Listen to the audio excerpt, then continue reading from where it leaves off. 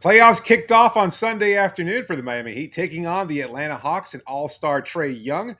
But Miami played their brand of basketball in a complete display of dominance, excellent defense, fantastic shooting, and sharing the ball. At 115-91 win in Game 1. What went right? Is it sustainable? And what are Miami's players saying about their ability to shut down Trae Young? We'll break it all down on this playoff edition of Locked On Heat. You are Locked On Heat, your daily Miami Heat podcast. Part of the Locked On Podcast Network, your team every day.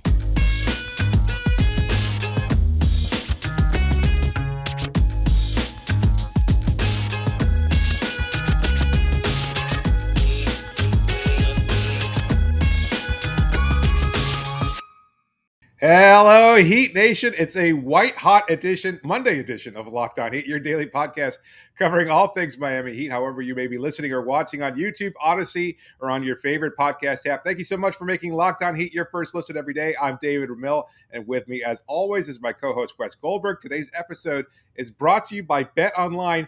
BetOnline has you covered this season with more props, odds, and lines than ever before.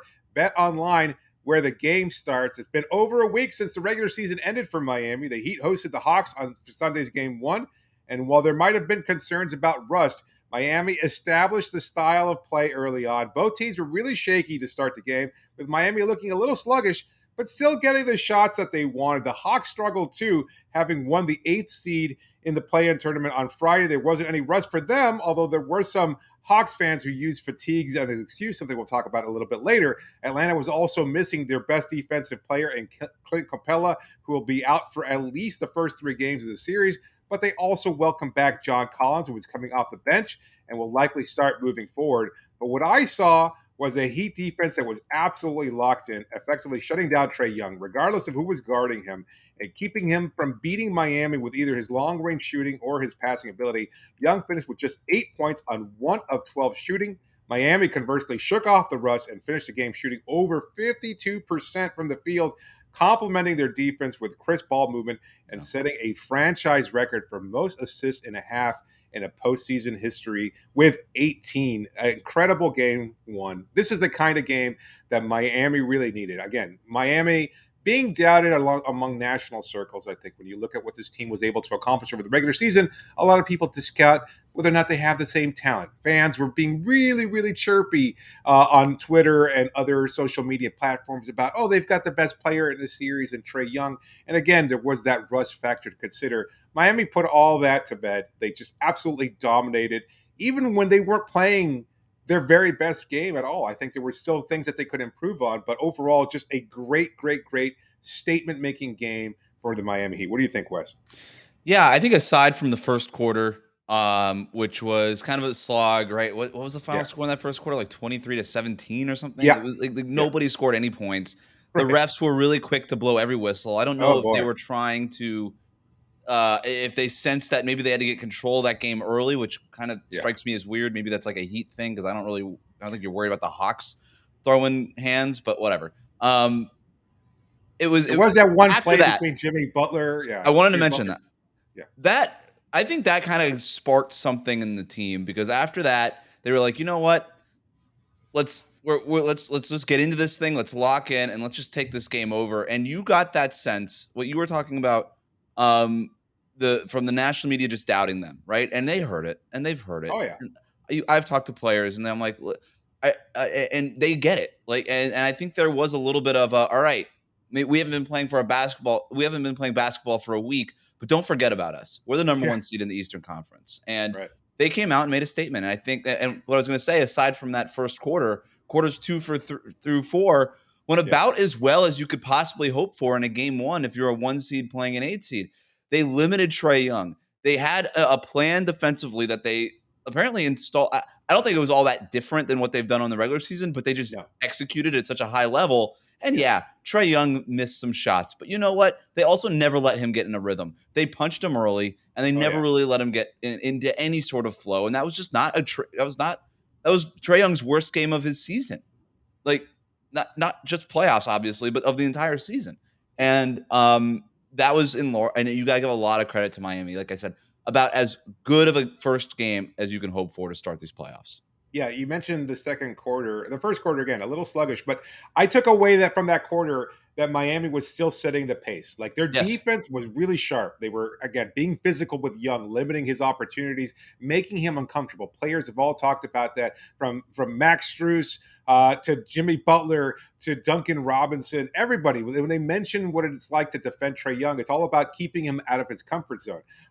Cooper Moorhead from the Miami Heat wrote a great piece earlier last week, I think, about how they defend Trae Young and what makes him so effective. And he talked about what was it? I can't remember the exact terminology now, but like the space in between when the screen is being set, Yeah. where he just has a little bit of a cushion there to either make the pass, drive past somebody, or let go for a 30-footer because, well, he's got that kind of range. They didn't give him any space whatsoever. They made him really, really uncomfortable, and it showed. That's a really good point, and it's the reason why Atlanta is in the 8th seed and not Cleveland, because the Cavaliers, they let them have those Right. 3 or 4 feet of space. And I tweeted about it in a thread over the weekend. I was like, after the Hawks beat the Cavs, and I was just seeing the Cavs, the way that they were playing that space, they were giving them that 30-foot range, and you're like, you can't let them start getting downhill a little bit, so to speak, right? Like you can't let him get into a shooting rhythm. You can't let him get hot. You can't let that happen with Trae Young, because we see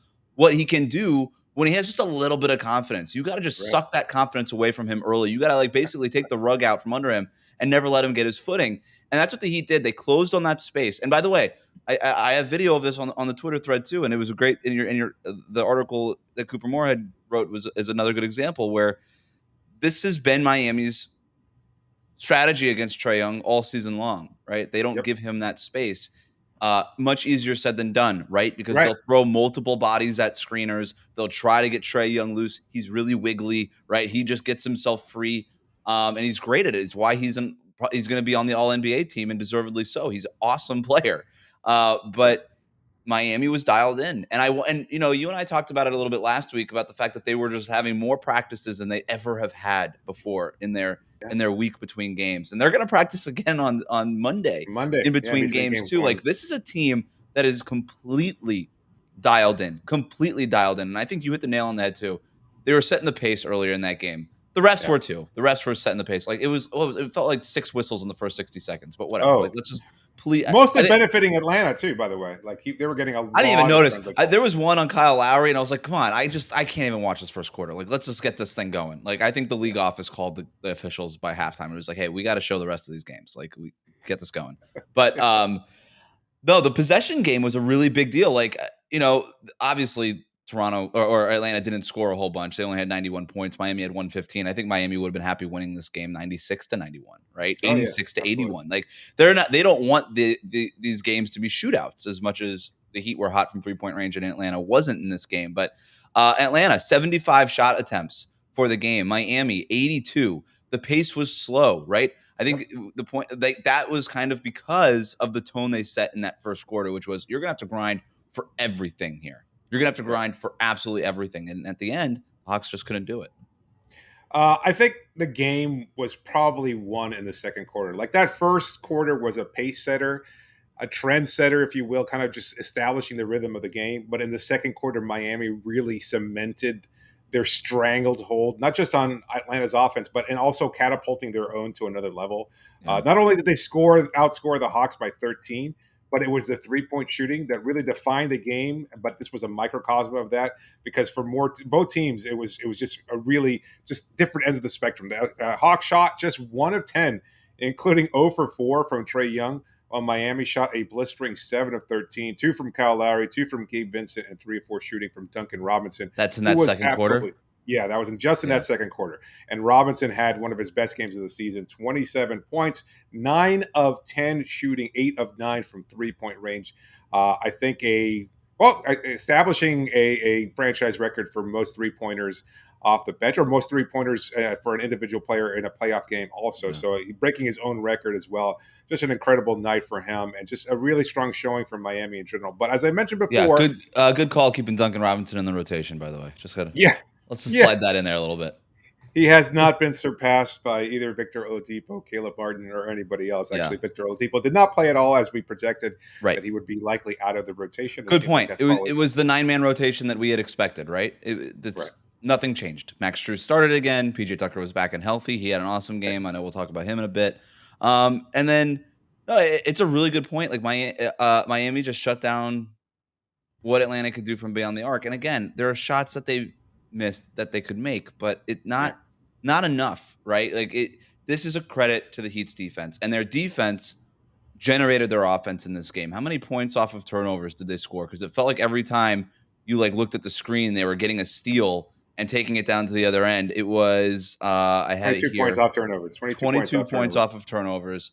It was mostly against Trae Young because he has the highest usage rating on the Hawks. But no matter who it was, what Atlanta Hawk was driving into the paint, there was just arms coming at that player, and they were just slapping the ball out of their hands, and they were just taking it down to the other end. I mean, it was almost 25% of their offense was just doing that.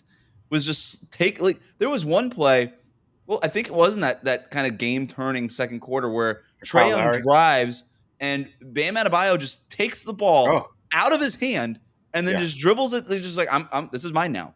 I hope you had fun with it. This is mine now. And he just takes the ball, dribbles it down to the half court, and then as he's passing the logo, bounce passes it to Tyler Herro for a reverse layup. And you're just like, this is bullying at this point. Yeah. The way that they played defense was just Young bullying. He finished with 6 turnovers. Like there was another play there that really stood out. They were talking about 6 turnovers. Yeah, 8.6 turnovers. Not a great game. They were talking about this in post game a lot.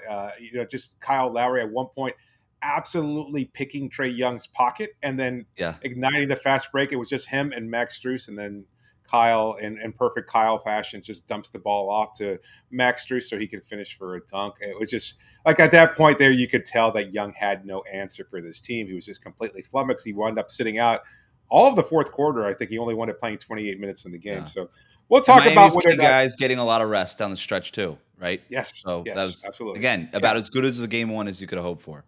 Yes. Great point. It was a little sloppy. There were points that we'll talk about probably in tomorrow's episode when we talk about whether or not they can fine-tune some things and continue to build on some of the mistakes that they did make. But overall, a fantastic showing. Again, a real pace setter, setting the trend early, and you always want to be able to do the bare minimum. Like everybody was downplaying this to some extent, but they were also saying, you know what, we defended home court. This is what you're supposed to do. Mm-hmm. And they'll try again to do that on Tuesday. And we'll talk about who deserves the most credit, who really stood out as far as individual performances from today's game, because it was an afternoon game. But before we do that, just wanted to tell you about a partner of our product that I just started using. It's a new partner for the Locked On Network. I started taking AG1 because I wanted to feel better. But, it's not really easy to dedicate all the time that a new fitness regime or a change of diet. We've been going through this move. The season's going on, work, everything else that's going on. It's complicated. But you know what? AG1 keeps it simple. One delicious scoop, and you're absorbing 75 high-quality vitamins, minerals, whole food source superfoods, probiotics, and adaptogens to help you start your day right. It's a special blend of ingredients to support your gut health, your nervous system, your immune system, your energy, recovery, focus, aging, all the things. It's lifestyle friendly, whether you eat keto or paleo or vegan, dairy-free or gluten-free. This fits all types of diets. Tons of people take some kind of multivitamin, and it's important to choose one with high-quality ingredients that your body will actually absorb. But this is cheaper than getting all those different supplements yourself, and it's environmentally sustainable. For every purchase, Athletic Greens will also donate to organizations helping to get nutritious food to kids in need, including No Kid Hungry, right here in the U.S. So right now, if it's time for you to reclaim your health and arm your immune system with convenient daily nutrition, then this just one scoop in a cup of water every day is the answer for you. Tastes great too. Start off your day feeling like $100, $1 million, not $100. Why would you want to start off with just $100?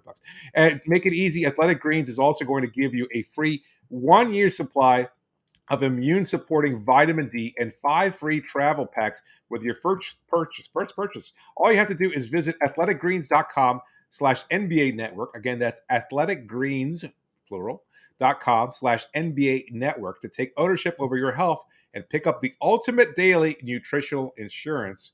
And you know what? If you're also looking for another source of great nutrition and you're looking for a way of cutting out some extra calories or getting an indulgent treat that doesn't actually feel bad once you eat it, then Built Bar is a solution for you. So many delicious flavors, all of them soft, easy to chew, 100% covered in chocolate, and all of them providing all the nutrients that you might be looking for in a protein bar without sacrificing any of the taste. Again, Many, many, many delicious flavors to choose from. You can get a mixed box with all of your favorites or get one of each of all of your individual flavors. It's a great answer for all of your different nutritional questions or problems you might have if you're looking for a snack in between your workout, or if you want to do something to kind of fuel you in between meetings throughout the course of your workday, then Built Bars are the solution for you. Go to built.com right now. Use the promo code LOCK15 and you get 15% off your order, but only if you use the promo code LOCK15. So you can get 15% off if you go visit built.com.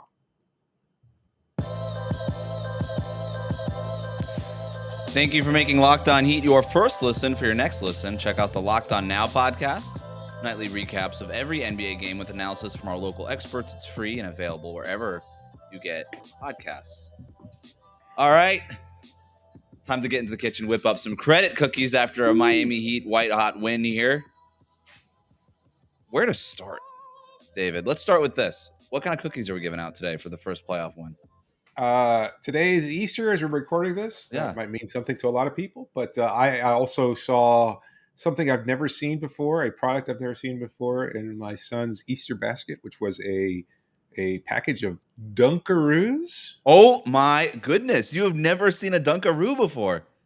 Man, I'm starting to Wow. think that I live like in some kind of like a cave or something like that. I don't want Well, my no. listeners. So Dunkaroos were gone for a long time. Dunkaroos were a big part of my childhood. They're delicious. Of course, But then they were gone for a long time, and I don't know why, but whoever makes them stopped making them. And there's recently started popping up. I was actually visiting my parents' house. Was it last weekend or something? And I stopped at the gas station across the street from them. And at the counter were like 2 things of Dunkaroos. And I was like, where did you get these, to the guy who was working there? And he obviously did not want to have a conversation with me because he's just, No. he's like, I just work here, dude.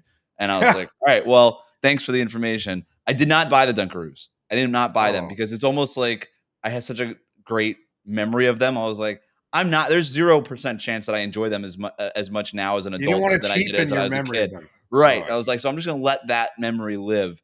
But Dunkaroos, that's the stuff of legends right there. I love the image of you going to a gas station and grabbing the poor attendant behind the counter and going, "Where did you get these? Tell me where you got these." Like Where's really the stash? intense. Where are the rest of them? Yeah, I really like that idea. That's the exactly kind of intensity that Dunkaroos inspires, which is the That's kind of intensity that we saw from the Miami Heat. That's the way you do it. That's how you tie it all together. So we've got 10 packs of Dunkaroos to give out. I love this. I want to start with Duncan Robinson. Dunkaroo Robinson. That's too easy. Low-hanging fruit. Yeah, I know. You mentioned the stats. All right. This is why you keep somebody like Duncan Robinson in the rotation. For all of the people who wanted to take Duncan Robinson out, saying that he was not an NBA player, he shouldn't be part of a playoff rotation, whatever your argument was. Trade him, cut him, whatever. Trade him, cut. Exactly. Like, this is why you have a player like Duncan Robinson, not just on the roster, but in the rotation, why you don't trade him at the deadline, like you said. Because he didn't win the Heat a playoff game because they dominated this game, but he helped the Heat win this playoff game on a night where Max Strus, by the way, we got Max Strus, so we don't need Duncan Robinson. Like, I don't know what NBA year you're living in, but in the year of 2022, you don't need just one 3-point shooter, right? Like, the days of Jason Capono are over, okay? Like, you need multiple 3-point shooters on your roster. Max Strus, really, he had a solid game tonight, okay? Solid game. Wasn't his best game, especially offensively, 1 for 5 from 3-point range, but you needed somebody to start making threes. And Duncan Robinson, you mentioned that second quarter turn, and it was in large part fueled by Duncan Robinson. You read the stats earlier. This is why you have him. And we have seen him not just do it today, David. We've seen him do it in the bubble. This is a guy who consistently has raised his game for the playoffs. He was awesome tonight. He was exactly what we expected. I will tell you, Eric Spoelstra, very frustrated with the whole thing. Like when asked about Duncan's incredible performance, he's like, "Look, this was the hard part about making the decision of starting Max over Duncan is that it kind of the narrative has now flipped into like Duncan being a useless player, and like he's done nothing but refute that ever since he made that decision. Like he took him out of the lineup for that game against Sacramento, and of course they went and won 6 games in a row. So everybody's like, aha, you see, you take Duncan out, all of a sudden you're a much better team." Spo has been very consistent saying they just needed something different. They needed a little punch off the bench, and that's what he's been providing. And they needed something different in that starting lineup, a more complementary player in Strus than what Duncan was able to do. But that the impact of Duncan Robinson is, like as you said before, Not just the fact that when he's hitting shots that he's obviously going to be a productive player that can stretch the floor, but even when he's not knocking down those shots, he stretches the floor. The threat of Duncan Robinson is greater than Duncan Robinson's production on a night-to-night basis, and it's something you have to consider. To Duncan's credit, he's also talked about it being challenging, never losing faith in his ability, and adapting to the role and feeling much more comfortable. And maybe it's just the fact that they had a week off, but he came on there on fire, looked incredible. There was a 4-point play there where he got hit by Timothé Luwawu-Cabarrot. I'm probably mispronouncing that That's name. good. And he, thank you. And he held up his hands there because he said, I didn't know what to do. I don't really celebrate much after shots, and I didn't know what to do with my hands. So that was kind of funny, but he wound up getting the 4-point play. So he's getting the foul call, not just getting into foul trouble as he did on occasion, but also getting the foul call in his favor. Great game for Duncan. Yeah. So I'm not sure if I said the quantity. 3 Dunkaroos, 3 packs of Dunkaroos to Dunkaroo Robinson there. All right. For every 3, yeah. There you go. I'm going to give 3 Dunkaroo packs to Jimmy Butler. Yes. He had a great game. He dominated. Yes. He quietly great. Quietly great. 21 points, 6 rebounds, 4 assists, 3 steals, 9 of 15 shooting. So just super efficient. Hit a 3 in the first quarter. That was big. Plus 27 on the night. Yeah. Like this series, or I should say each game in this series, to me can kind of go, it can kind of take one of 2 identities. It could take the Trae Young identity, or it could take the Jimmy Butler identity. And it was hard to tell where it was going to start, where it was going to go early on in the game, right? Because you got a lot of ticky-tack fouls. Nobody could really establish a rhythm. I'm like, all right, well, I don't know which way this is going to go. And then Jimmy Butler just gets up into Trae Young's grill after Trae Young fouled him, and then he kind of leaned on Trae Young to balance, maybe put his hand there for a little bit longer than he needed to. It kind of looked like from the first far away angle that he almost like was choking out Trae Young. The replay showed that was not what it was and didn't really look anything like that. Picked up a technical, though. Picked up a technical for both of them. Picked up a technical, but like Trae Young kind of got into his grill, and then Jimmy Butler just didn't say anything. Kind of did that thing where he just looks over him, just kind of reminded him he's got like 4 inches on him.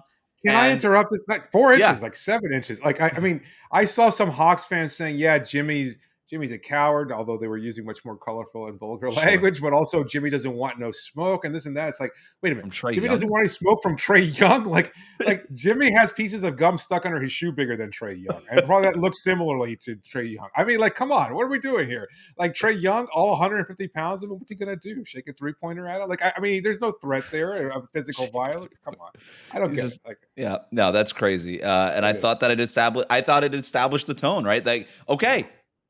Now this game looked as a Jimmy Butler identity, not a Trae Young identity, and it just and then as soon as that happened, the Heat just kind of took off from there. 3 Dunkaroos to Jimmy Butler for getting into Trae Young's grill. 2 Dunkaroos to PJ Tucker.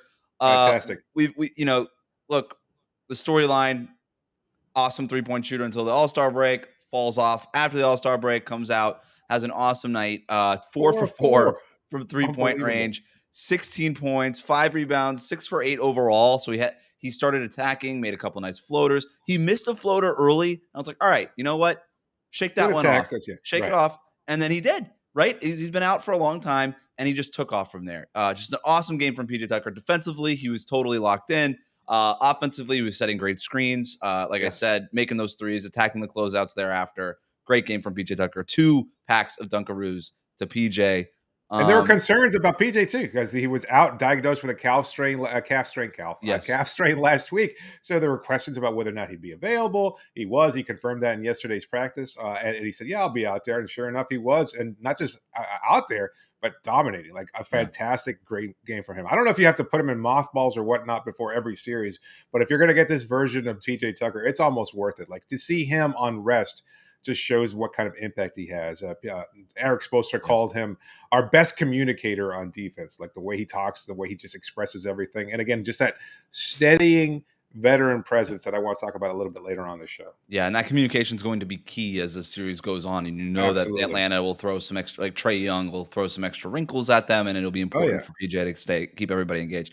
1 pack of Dunkaroos to Kyle Lowry, and 1 pack of Dunkaroos to Gabe Vincent. That wraps up all the Dunkaroos that we have left. So just the key battleground in this series is Trae Young, right? How do you limit him? Can you keep him from getting hot? It's it takes, I mean, there's so many things we talk about with Bam Adebayo switching in the pick and roll, PJ Tucker with the communication, Jimmy Butler setting a tone. But, it really starts with that initial assignment with Kyle Lowry against Trae Young and what happens after that, right? Kyle Lowry was awesome on both ends of the court. He was a plus 21 tonight, right? Yeah, plus 21. By the way, Bam, Jimmy, Kyle, plus 27, plus 27, plus 21, respectively. Those are the three highest plus minuses on the Heat tonight. Their big three led the way for them, right? That's a recipe for success. But yeah, and so Kyle Lowry, he was great early on in that matchup, and then Gabe Vincent, like awesome performance from him. Came in, did not let anything slip. He was great on both ends as well. Yeah, Lowry speaking about Gabe Vincent, just that he thinks he's going to be a great point guard in this league, and Vincent talking about, Vincent has mentioned in the past how Lowry's been instrumental in his development and everything else like that, but Vincent, another steadying presence, willing to body up on Trae Young, pick him up all 94 feet, just again another body that you could send out there to challenge him, and also his shot was falling. Coming off the bench and being productive and getting some fourth quarter minutes to allow the starters to get some rest too. So great game overall from him. And we didn't even mention Bam Adebayo specifically, but another game for him after missing the whole week due to health and safety protocols. It was his first game back. He had just returned to practice on Saturday. He was back in action in the starting lineup on Sunday, and he was great. Not effective as a scorer, but he didn't need to be. Eric Spoelstra, strangely enough, said, "Who gives an?" And this is exactly what he did. He said, "SHIT about Bam." We've heard you curse, bro. Come on, this isn't the. He's been doing that lately. I don't know why he's spelling out SHIT in like a couple press conferences recently. I feel like Pat probably had a conversation. He's like, "No, that's not Pat. That's not Pat. That's somebody. Nikki. Maybe his. That's Nikki. Maybe his wife. All right, maybe it is. Maybe it is. All right, we'll see how. Okay, our kids watch this stuff now. Yeah, possibly. We don't want it going viral, so let's make sure you keep it clean or something like that. All right.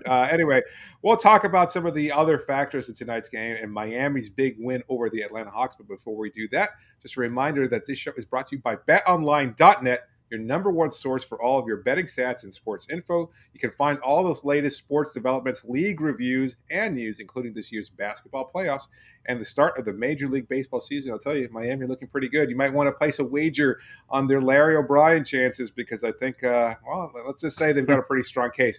BetOnline is your continued source for all of your sporting wagering information, from live betting to playoffs, esports, and more. Head to the website today or use your mobile device to learn more about the trends in action. BetOnline, where the game starts.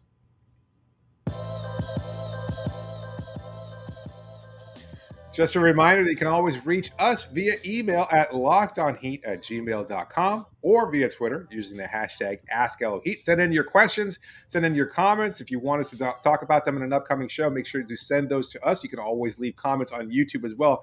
But whatever you do, however you reach out to us, make sure to subscribe to the show. And please, if you can, leave a review because we'll be providing great coverage of the playoffs throughout Miami's run and, of course, throughout the offseason as well after they've been able to win that elusive fourth championship in franchise history. Feeling confident, David. Yeah, it's one game. Why not? I know.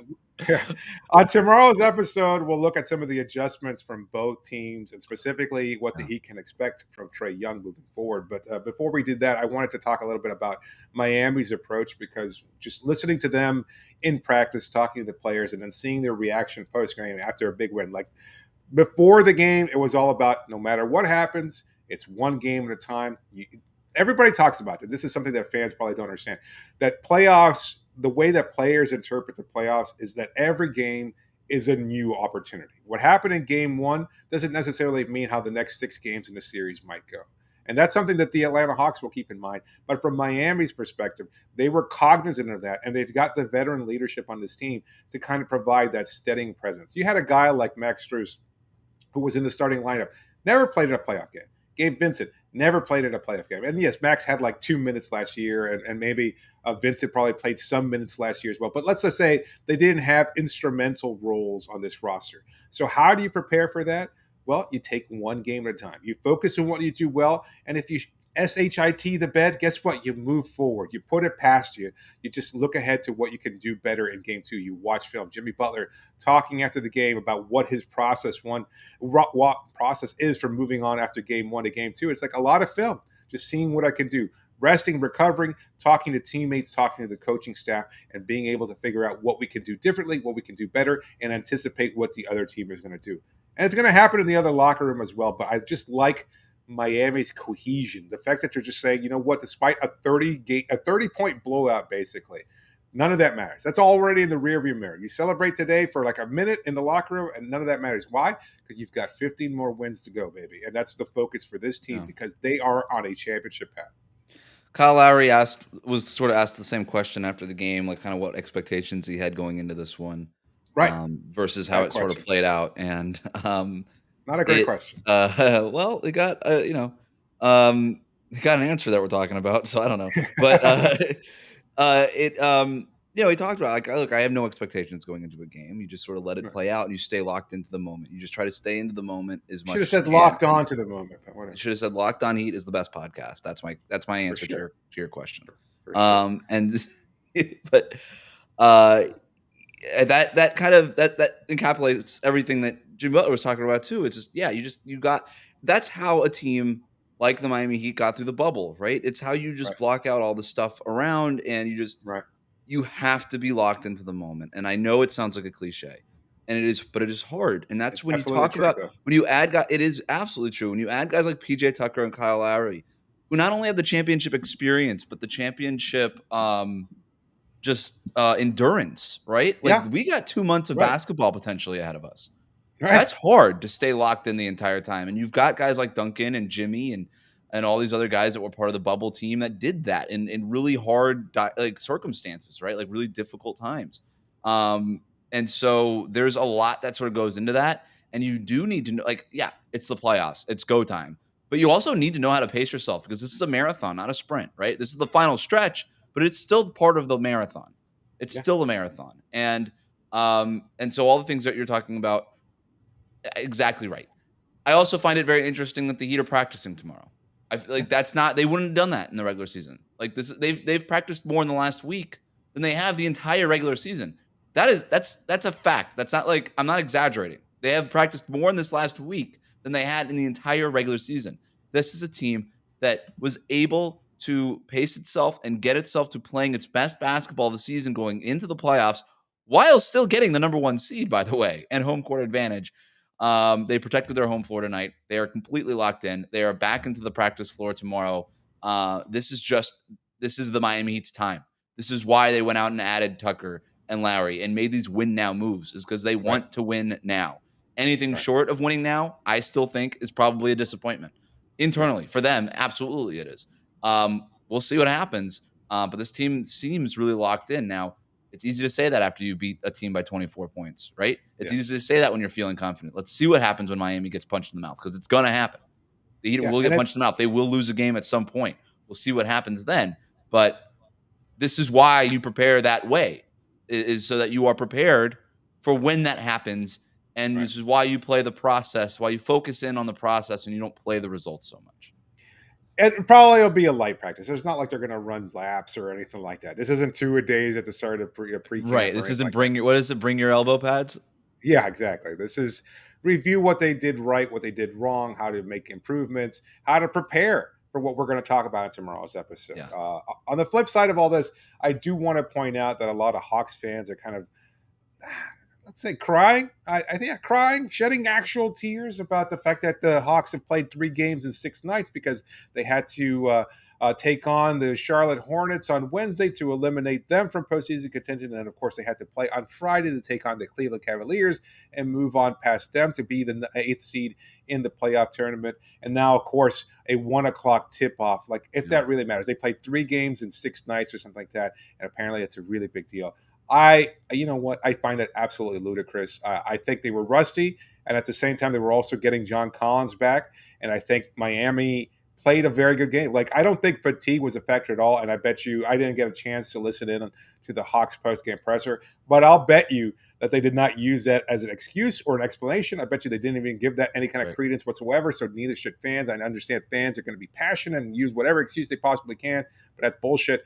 Atlanta just lost to a better team. And I think we'll figure out whether or not Miami can continue to sustain that excellence in game 2. But of course, we'll continue to bring you all that coverage. One note on that. What? I'm sorry, but like, Yeah, because you're right. no. Maybe fatigue was an issue. All right, let's say it was.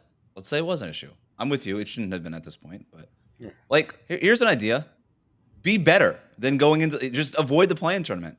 Make the real playoffs. Be a top 6 seed in the Eastern Conference, and then you don't have to worry about playing all these games in so many nights, right?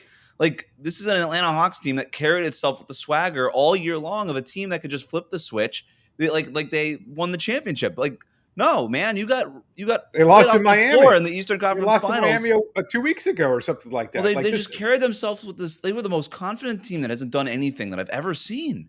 Like, you made the Eastern Conference Finals last year. Like, congrats, man. Then you got wiped off the floor by Milwaukee. It was the team that actually won the championship. If there was a team that could afford to take it easy a little bit this season, it was the Bucks, and they did, right? And that's fine. They earned that. They earned that. The Atlanta Hawks never earned that. And what happened? You slipped all the way into the play-in tournament, not just the 7-8 game. You slipped into the 9-10 game, so you actually had to win back-to-back games. So, yeah, was fatigue an issue? Maybe it was. Let's say it was. Here's an idea. Don't go in the play-in tournament. Make the playoffs like you did last year, and then you don't have to worry about that anymore. Yeah, good point. Thanks to all of you for making Locked On Heat your first listen every day. Now make your second listen Locked On NBA. Locked On experts covering the biggest stories around the NBA. This is your chance to stay up to date with all the different playoff races around the league. It's Monday through Friday. You get it in less than 30 minutes, and every show is free and available wherever you get podcasts. This is David Ramil signing off for now. Thanks so much for joining me, Wes. Wrap it up, B.